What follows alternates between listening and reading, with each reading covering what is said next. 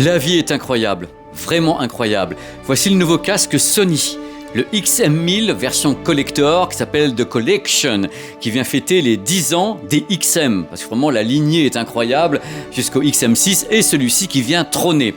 Alors le truc le plus marrant, c'est qu'il y a quelques années, j'ai testé le XM5 à New York. Je me suis dit c'était le bon moment, j'étais en déplacement et j'ai fait cette vidéo depuis New York. Et je me suis dit quelque part, ça serait marrant quand même si je commençais la vidéo de ce produit quelques années après, directement à New York, au même endroit. Bonjour, bienvenue sur ma chaîne YouTube PP World. Je l'ai fait 4 ans après. Je me retrouve au même endroit. J'ai un peu vieilli quand même, pour tester un autre casque Sony. Cette fois-ci, un casque dont on a beaucoup parlé parce qu'il fait parler ce casque. C'est le casque collector en fin de compte de la série XM. Vous avez eu la vidéo sur la chaîne où je le ratais pas quand même. Je disais ouais, bon voilà, pourquoi, qu'est-ce qu'il fait là et tout ce casque. Bon bref, ce qui est intéressant maintenant, c'est que je vais le tester. Le tester, ça veut dire la qualité audio, la qualité de la réduction de bruit numérique, la qualité de toutes les fonctions pour voir vraiment ce qu'il a dans le ventre. On va passer un bon moment. Donc au menu de la vidéo, descriptif rapide, parce qu'en effet il y a déjà eu la première vidéo avec Lucie en interview, j'ai commencé à gueuler déjà dans la première vidéo. Après, mes essais sur le terrain, en effet, qu'est-ce que j'en ai pensé? Il y aura les mesures d'Arthur, des numériques, il a comparé bien sûr avec le XM6 et d'autres produits, parce qu'il a des concurrents. On terminera après avec les plus et les moins, et une petite conclusion pour savoir vraiment ce que vaut ce casque, et pourquoi, et est-ce que le prix de 630 € est parfaitement justifié, ou pas du tout. Voilà, c'est parti. C'est parti. Allez, let's go. Oh là là là, je fais du slalom comme ça sur le pont de Brooklyn, on en rêve tous. On va aller très très vite sur les caractéristiques techniques du produit. Pourquoi? Why?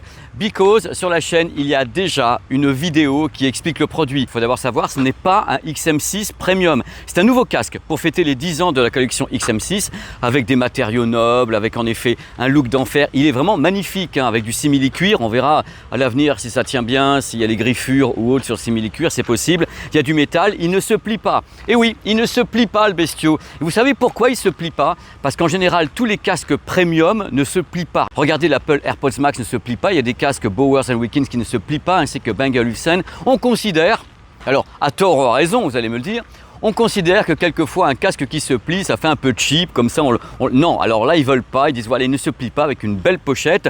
Donc le produit 320 grammes, c'est bien sûr un casque Bluetooth anti-bruit qui peut travailler également en filaire avec mini jack et pas USB audio. Et en mini jack, il ne travaille pas en passif celui-ci. Il faut allumer l'électronique pour avoir le son même avec un mini jack. Sinon en effet, vous savez, de toute façon n'importe comment, on va pas se mentir, le son de ces produits quand c'est en passif, il est dégueulasse. Il est dégueulasse. Pourquoi? Parce qu'en général, l'électronique est une sorte d'égaliseur de la signature sonore des casques. Et quand on enlève l'électronique, c'est vraiment ignoble. Donc ils se sont dit, ça suffit le massacre, arrêtons le massacre. Maintenant, si vous voulez du son, vous le mettez en route. Sinon, même en mini jack, vous n'avez plus rien du tout. À l'intérieur du produit, rapidos, nouveau driver de 30 mm créé par toutes les équipes Sony, avec une bande passante qui va de 4 à 40 000 Hz, nouvelle architecture acoustique. Et en même temps, ici, les oreillettes sont plus fines, c'est-à-dire qu'on a gagné en effet le côté tasse de thé est un peu plus réduit, mais malgré tout, c'est pas non plus un AirPods Max qui est tout fin, ça reste un produit quand même assez volumineux. Sur les oreilles, on le voit, mais il est extrêmement beau. Alors, les haut-parleurs sont motivés par des amplis inspirés des Walkman Sony. Et concernant le Bluetooth, on a affaire à plusieurs codecs SBC, AAC, donc classique, le codec audio LDAC de Sony pour avoir un son de très haute qualité avec les produits Android uniquement, Apple ne connaît pas le LDAC, ainsi que le codec audio LC3 Auracast. Apple n'a pas non plus de produit Auracast pour le moment. Ça fait que si vous avez un produit Apple, si vous appairez cette jolie chose de l'espace, vous n'aurez que les codecs audio Bluetooth AAC et SBC. Je rappelle que le Bluetooth est multipoint et qu'on ne peut pas avoir d'USB audio.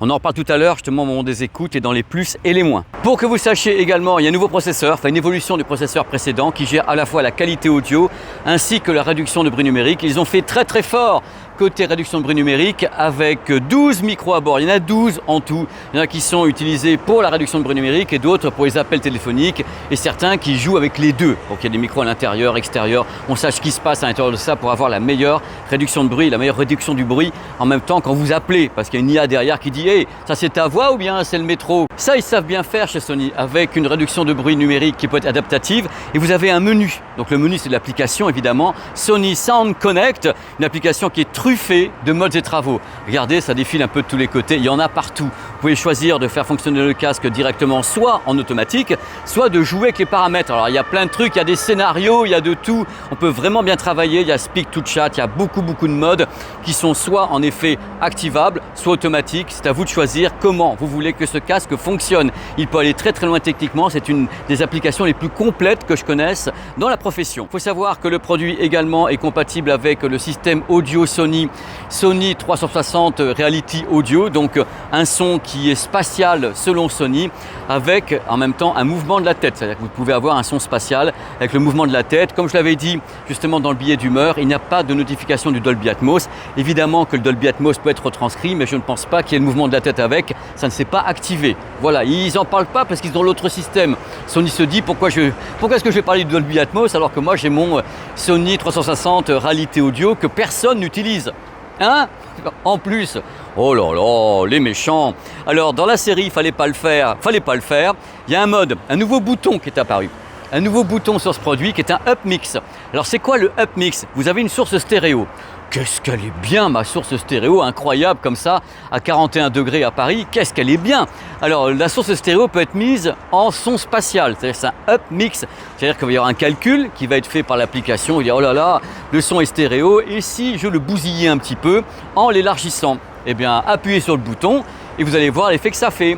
Donc avec la musique, je ne conseille pas. Par contre, si vous avez peut-être un petit peu de gaming ou un peu de, on va dire, de son d'un film, ça peut le faire. Moi, je suis contre le tribidouillage des morceaux qui sont donc délivrés en stéréo et qu'on whoop, et ben non, whoop pas quoi. Et si par hasard, vous avez des fichiers qui sont en qualité, on va dire MP3, pas terrible et haut, vous avez un mode DSEE Ultimate. Alors là, c'est la même chose, on prend le signal et on en fait autre chose. On l'upscale, on l'upgrade jusqu'au 24 bits, je crois 96 kHz.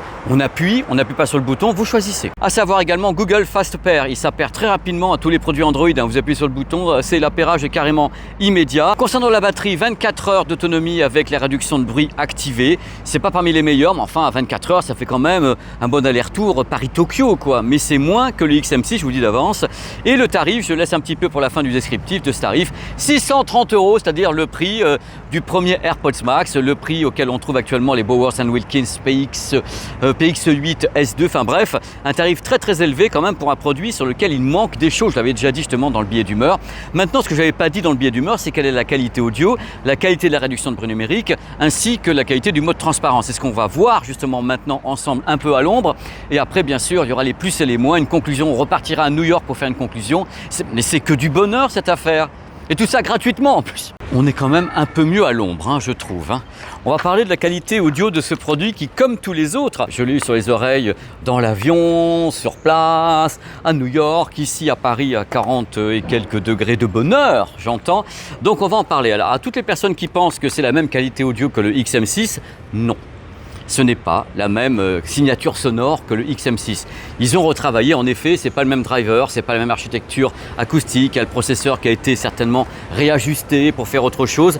Le fait est que vous allez commencer à regarder les mesures d'Arthur au numérique. Il y a un truc qui m'a un peu surpris. Alors voilà, il y a plein de trucs qui me surprennent avec ce produit, mais là, oh là là, je me suis dit... Mais que se passe-t-il du côté de Tokyo-les-Bains? À la base, quand on me parle de casques qui sont collector, de casques qui coûtent 600 €, 700 €, qui sont réalisés par des grandes marques de hi-fi, parce que Sony, c'est Sony Japan, Sony Audio quand même, c'est pas rien, je me dis toujours, ces casques-là ne vont pas avoir un côté boomeux, boom boom. Et là, je me retrouve avec un casque qui a quand même une tendance à faire beaucoup de graves. Regardez les mesures d'Arthur, regardez par rapport aux autres, donc les petits collègues en face, les Bose, Sennheiser, AirPods Max, regardez un peu la flèche que je vous mets. Ça, c'est le grave. Donc si vous aimez les casques qui font du grave, celui-ci c'est pas le King of the Hill, mais on est quand même pas loin, c'est-à-dire que c'est quand même très soutenu, hein. C'est-à-dire que le pépère il peut y aller. Moi j'ai passé des morceaux d'électro et autres, je sentais qu'il y avait du répondant. Moi j'aime bien qu'il y ait du grave, c'est pas un problème, surtout qu'il ne sature pas, il n'est pas en train de faire ploc. Il fait allez, je t'en envoie, mais c'est surprenant dans une signature sonore d'un casque qui est un casque collector d'une grande marque comme ça, qu'on accentue entre guillemets à ce point le grave. Donc la partie grave, vous allez en avoir, regardez la courbe. Le médium c'est juste après, regardez un peu ce que je mets en bas à chaque fois, c'est grave, médium, aigu. Le médium, très belle retranscription des voix, c'est superbe. Très très belle voix, c'est chaleureux, c'est beau. Il y a un groupe que j'adore qui s'appelle London Grammar. Quand je passe la voix de la chanteuse, j'ai retrouvé tout le grain et autres. La partie médium, je la trouve très réussie, avec en plus une belle dynamique, parce qu'attention, je vous dirai après, mais il y a beaucoup de dynamique dans le son. Donc en effet, les sons faibles et les sons forts, il y a beaucoup de dynamique, il répond bien, il n'y a pas de problème là-dessus. Il y a une excellente scène sonore, c'est très large, donc on sent que ça bosse bien de ce côté-là. Donc beaucoup de grave. Le problème quand on met beaucoup de grave, c'est qu'est-ce que le grave va bouffer dans la réponse en fréquence, parce que si on en met beaucoup, ça veut dire que certains sons s'entendront moins. Et on va voir justement ce qui se passe. Donc, grave, on y va. Le médium, très chaleureux, très suave, très beau médium. Par contre, là où le bas blesse, c'est l'aigu. Alors l'aigu, d'abord, il y a un trou d'air. Regardez un petit peu les mesures d'Arthur. Il y a un trou d'air qui, même si je n'avais pas eu les mesures des numériques, c'est pas prétentieux de ma part. J'ai entendu, je dis, mais l'aigu, dès la première écoute, j'ai trouvé que l'aigu était en retrait. En retrait par rapport à quoi? Par rapport au XM6 et par rapport aux autres. J'ai bien senti qu'il y avait un truc qui était un peu plus timoré. Je pense qu'ils ont voulu faire une réponse en fréquence, donc une signature sonore qui n'était pas agressive du tout, parce qu'il n'est pas agressif. Bien sûr, le grave peut, entre guillemets, vous en mettre plein la tête, mais vous avez un égaliseur, hein. Le médium n'est pas agressif et du coup, l'aigu est également très mesuré. Je crois qu'ils n'ont pas voulu faire quelque chose qui pouvait agresser les oreilles, donc ils y sont allés mollo. Donc je me retrouve avec un casque qui est différent du XM6 et moi qui aime l'aigu, je suis resté sur ma faim parce que moi j'aime l'aigu qui est très détaillé, très fouillé, qui est un très bel aigu. Et là je suis retrouvé avec un aigu qui était en deçà. C'est ce qu'on fait normalement sur les XM et je trouvais ça dommage. En plus ça se voit sur les mesures.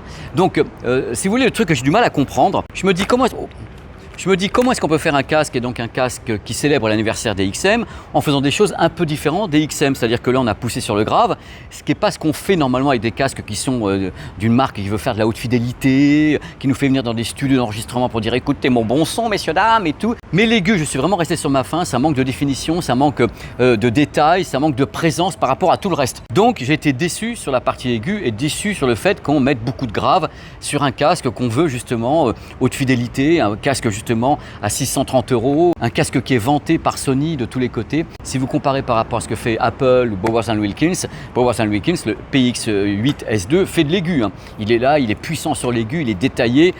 Donc c'est en retrait, je ne me l'explique pas forcément, mais sa signature sonore c'est ça, ils ont choisi ça. Grand bien leur en face. Après vous me direz si vous achetez ce produit, ce que vous en pensez et autres. Moi j'avais déjà détecté des choses, mais là on l'a vérifié avec Arthur, avec la numérique, on a réécouté les choses. Et c'est vrai que dès que j'ai mis le casque, j'ai senti que l'aigu était pas ce qui était mis en avant. Et j'adore ça l'aigu. Dommage pour Sony. Et maintenant on part du côté de la réduction de bruit numérique. Et pour ça, on part vers un autre pont que celui-ci, métallique, à New York, un des ponts les plus bruyants que je connaisse, parce qu'il y a des trains qui passent en permanence dessus et que le bruit est absolument infernal. C'est là que j'ai placé un système d'écoute binaural à l'intérieur du casque. Vous allez voir que la réduction de bruit peut être très intéressante sur ce produit, mais je ne suis pas surpris. Mais c'est quand même très fort, parce que je crois que ça monte à 107-108 dB sur ce pont quand les deux trains passent en même temps. C'est du délire. Allez, on y va.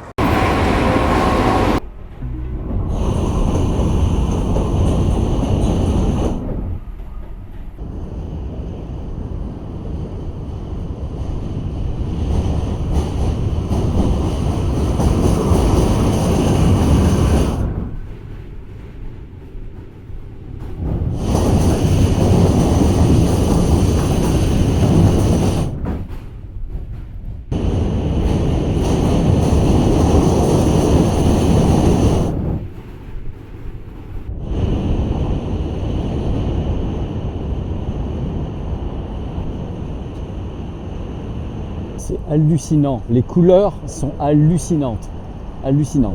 Vous avez entendu, c'est quand même assez exceptionnel, surtout vu le bruit ambiant, hein. Donc c'est une des meilleures réductions de bruit du marché. Regardez maintenant les mesures d'Arthur au numérique. Par contre, on s'aperçoit que le casque Collection fonctionne différemment du XM6. Ce ne sont pas les mêmes oreillettes, c'est pas la même forme. Donc le XM6 en passif réduit mieux le bruit de façon native au niveau passif. Par contre, celui-ci va avoir un effort supplémentaire à faire puisque en passif, il est moins bon. Mais regardez, il y a quand même des endroits où malgré tout, le XM6 est un petit peu meilleur, notamment sur le grave et le médium. Mais globalement, c'est une excellente réduction de bruit numérique. C'est assez surprenant. Regardez par rapport aux confrères de l'autre côté, donc les Bose et autres. On est sur des casques d'exception. Mais on s'attendait toujours avec un modèle qui est anniversaire à ce que ce soit mieux que le XM6. Ce n'est pas mieux que le XM6. On est peut-être vers un début de plafond de verre concernant la réduction de bruit numérique des casques grand public. Même si celui-ci n'est pas parfait sur toutes les fréquences qui sont réduites, c'est quand même le très haut du panier. J'ai écouté la réduction de bruit numérique un peu partout, ici dans le métro ou bien justement à New York sur le pont et autres. Il réduit assez bien les voix humaines, ce qui est le plus compliqué. Donc sur la fréquence des voix humaines, c'est assez bien réduit. Sur le grave, ça va. L'aigu, c'est très bien fait. Il arrive à bousiller la plupart de l'aigu. C'est vraiment un excellent casque. Voilà. Je vais vous le dire dans les yeux. Regardez mes yeux à 40 degrés. Si vous avez le XM6, mais comment faut le garder? Ça, c'est le son des micros dans un environnement normal, c'est-à-dire il y a un peu de vent, il y a quelques petites voitures qui passent. Moi, j'ai téléphoné plusieurs fois depuis même la gare Saint-Lazare. C'est bon, je veux dire, bien sûr, le bruit du vent va être un problème, mais globalement, le son est pas mauvais du tout. Mais si vous écoutez bien le son de ma voix, vous sentez que il y a toujours un travail. La voix, moi, je l'entends, elle est retapée, elle est comme un peu trafiquée. On sent qu'il y a une sorte de petit écho puisqu'il y a l'IA qui travaille derrière. Mais l'idée, quand même, c'est d'avoir une voix qui est intelligible. À la limite, je m'en fous, moi, qu'il y ait une petite sensation d'écho, qu'on sent que ça bosse. Ça, c'est pas un problème. Ce qu'il faut éviter, c'est hey, allô, je suis dans un tunnel. Non, quoi. Bon, là, ça va se corser un petit peu puisque c'est l'arrivée d'un métro. Et là, ça fait du bruit. Là, ça fait du bruit. Voilà. On va voir. Je vais compter. Si quand je commence à 0, vous entendez plus rien à 5, c'est que ça va pas du tout. C'est parti. Allez, 0, 1, 2, 3, 4, 5, 6, 7, 8, 9, 10, 11, 12, 13. C'est magnifique. Je sais pas si vous avez entendu ou pas, mais le bruit, waouh. Allez. Stop, il y a un truc, je vous arrête. Je vous arrête, le mode transparent. Je pense que là, on voit la puissance de tous les micros du processeur. C'est un des meilleurs modes transparents que je connaisse. Regardez à nouveau les mesures d'Arthur en numérique. C'est étonnant. Vous êtes dans la rue, n'importe où, vous n'avez pas de casque, quoi. Vous sentez même pas que vous avez un casque. Vous entendez comme si vous n'aviez pas du tout le casque. C'est important dans les villes, partout ici. C'est important d'écouter ce qui se passe dans la rue. N'allez pas rejoindre trop vite les anges. Restez vraiment alerte, aware. Les plus, il y en a. Un design luxueux, c'est vraiment un très beau produit, très bien fini, avec des beaux matériaux. En plus, les coques sont moins épaisses que sur le XM6. Il y a moins la sensation d'avoir 2 tasses de café sur les oreilles. Il est quand même plus fin, le bestiau. Un des meilleurs modes transparents qui existent. Vraiment, c'est très impressionnant, le mode transparent qui active tous les micros. C'est superbe. Excellente réduction de bruit numérique sur la plupart des fréquences, mais sur certaines fréquences, le XM6 fait un petit peu mieux. Vous avez vu les mesures à l'écran d'Arthur en numérique. Pourquoi est-ce que le XM6 peut faire mieux? C'est en raison notamment de l'isolation passive qui est meilleure sur le XM6 que sur celui-ci. Sonorité très dynamique, il envoie, il y a de la dynamique. Très belle scène sonore, c'est très large. Un grave très soutenu, excellent médium, très belle retranscription des voix. Le Bluetooth est multipoint. Le casque accepte de travailler avec les codecs audio AAC, SBC, le LDAC de Sony quand même évidemment, le LC3 et Auracast. On peut utiliser le casque en Bluetooth ou bien au travers de la mini jack. Il faudra activer le casque, il ne fonctionne pas en passif, il ne fonctionne plus en passif. Le XM6 le permettait. Quand il n'y a pas trop de bruit environnant, le son de votre voix pour les appels téléphoniques est de très bonne facture. Les Mwing. Il y a du monde. On va commencer par le prix. Le prix, c'est plus de 600 €. C'est beaucoup. Et pour moi, c'est parfaitement injustifiable comparé au prix du XM6 et au prix de certains de ses concurrents qui sont quelquefois en dessous des 630 €, voire un tout petit peu plus et qui font beaucoup plus de choses. Il fait chaud en ce moment à Paris. Regardez ce qui se passe. Il tient chaud aux oreilles. C'est assez délirant, quoi. Franchement, c'est un véritable étau à chaleur. Là, il fait super chaud. Enfin, il fait 35 degrés ici. Et j'ai vraiment les oreilles qui transpirent. C'est pas une vue de l'esprit. Alors, je vais encore être méchant, mais l'avantage quand même d'avoir du mesh, comme Apple, le mesh, ça laisse passer l'air. Bon, c'est moins isolant au niveau de l'audio, mais ça laisse passer l'air et c'est plus facile. Et le mesh, ici, même chose, évacuation de la chaleur. Là, quand on met le truc, là, il fait super chaud et waouh! Je l'ai enlevé avec plaisir. Je dégoulinais comme gars. Je vous dis ce que je vis tout simplement, mais c'est un très beau casque. Dans sa version claire, le simili-cuir se tâche très facilement. Il n'y a pas de port audio USB. Ça pour moi c'est la faute grave. C'est-à-dire que par rapport à tous les concurrents qui travaillent en USB audio, qu'on n'ait pas mis ça sur un casque collector, un XM justement, on se dit bah voilà, ça y est, c'est le XM, on va le faire. Ça pour moi c'est impardonnable. Le port mini jack ne travaille plus en passif, il faut allumer le casque, alors que les précédents pouvaient être utilisés en passif sans allumer le casque. L'autonomie est moins élevée que sur le XM6. Concernant la réduction de bruit numérique, si on compare par rapport au XM6, sur certaines fréquences, celui-ci est un petit peu moins bon. Le son pour les appels téléphoniques est très bon du moment qu'il n'y a pas beaucoup de vent et pas beaucoup de bruit autour du casque. Dès qu'il y a beaucoup de bruit, comme tout à l'heure dans le métro justement avec la ligne 14 ou la 1, je sais plus ce que c'était, là ça devient compliqué, on sent qu'il patine derrière et qu'il n'y arrive pas. Il n'y arrive pas trop dans tous les cas. Vous avez entendu la séquence. C'est un langage que moi, mais je n'aime pas le mode up mix. Alors l'up mix, c'est quand on a une source stéréo et qu'il y a un circuit qui va fabriquer comme ça un son spatial de tous les côtés. C'est pas mon truc sur la musique. Par contre, si vous le souhaitez, en gaming, vous pouvez essayer de l'activer, ainsi qu'avec les bandes son des films. À vous de voir, mais c'est pas mon truc. En Bluetooth, il y a une latence. La signature sonore est différente du casque XM6 avec l'aigu qui est en retrait. Dommage, moi j'adore l'aigu, j'adore quand il est super fin, quand il est super fouillé, qu'il est presque mis en avant, comme le fait par exemple le Bowers & Wilkins PX8 S2 ou le casque Apple qui fait vraiment la part belle à l'aigu. Moi j'adore ça. Il ne se plie pas et en même temps quand ça se plie, les marques disent que ça fait gadget et que les gens quand ils achètent un casque premium ont envie d'un casque qui ne se plie pas. À vous de me dire. Je suis pas bien sûr du vieillissement ou pas du simili-cuir qui est ici, ainsi que de la résistance à la griffure d'animaux ou de vous, tout énervé. Je ne sais pas. C'est l'impression que c'est un petit peu fragile. Je ne l'ai peut-être pas trouvé dans la boîte, mais il n'y a pas de câble USB dans la boîte. J'ai pu le rater, on ne sait jamais. Il n'y a aucune annonce et aucun effort autour du Dolby Atmos for Music, c'est-à-dire qu'il n'y a rien d'indiqué du côté de Sony. On peut bien sûr avoir du Dolby Atmos for Music à l'intérieur du casque, mais il n'y a pas le suivi de la tête, à ma connaissance. Vous l'avez compris, c'est pas foncièrement un casque que je conseille. Pourquoi ? Parce qu'il est cher. Il est cher, il rentre en choc frontal avec le XM6 qui sur certains points est tout à fait exceptionnel, excellent, voire meilleur. Donc pour moi ça reste une incompréhension, c'est-à-dire ce tarif par rapport à ce qu'il fait, il n'y a pas vraiment de révolution dessus, on n'a pas mis certaines choses, vous avez vu justement mon billet d'humeur. Il faut savoir qu'à ce prix-là, donc dans les 600 €, en face vous avez quand même Apple avec le AirPods Max, qui est quand même une bête de compétition aussi celui-là. Vous avez un casque que j'adore, Bowers & Wilkins, le PX8 S2, qui est un monstre. Je crois qu'il coûte 630, 640 € actuellement, avec port USB, les codecs aptX, avec tout ce qui va bien. Enfin bref, c'est vraiment un casque très très bien conçu. Et vous avez le Sonos Ace qui pour 400 € est un excellent casque. Voilà, j'ai beau adorer les XM et j'ai beau être un fan de la marque Sony depuis que je suis gamin, là j'ai un problème avec le tarif et pour moi un manque de compétitivité par rapport à ce qu'il y a en face. C'est ça mon problème. Le casque n'est pas mauvais, mais il y a du monde en face, il y a une autre façon de faire et son plus gros concurrent, c'est le XM6. De la même maison en plus, comme quoi. Allez, maintenant on va retrouver le petit chauve à New York qui va dire au revoir, avec des décors de ouf, avec la tombée de la nuit et tout. Oh là, là. Là je suis carrément dans les studios de Webedia pour essayer de finir la vidéo à temps pour aujourd'hui, dimanche. Oh, c'est magnifique, regardez, vous allez vous marrer. Je suis là, et ça c'est votre montage. Voilà, et il est 23h. Je ne peux pas être plus heureux. Regardez le spectacle que je vous offre. Pour terminer cette vidéo, spectacle depuis le pont de Manhattan, où tous les métros passent ici à 105 dB, que j'ai le casque sur les oreilles avec la réduction de bruit numérique. J'espère que cette vidéo a pu vous plaire. Dans tous les cas, j'ai tout donné, j'ai fait au mieux pour expliquer ce casque, j'ai fait au mieux pour expliquer la controverse que moi-même j'ai lancée autour de ce casque et ce qu'il aurait pu faire en mieux pour être vraiment une vraie édition collector, anniversaire et autres. Dans tous les cas, n'hésitez pas à commenter. Je suis tellement heureux de vous offrir ça. Je crois que je vais mettre la perche pour aller plus loin. Ah ah. Le S26 Ultra vient de s'arrêter 2 fois parce que je suis en double flux 4K et il fait entre 35 et 40 degrés, donc il n'en peut plus. Il me dit bon, écoute, va te coucher toi.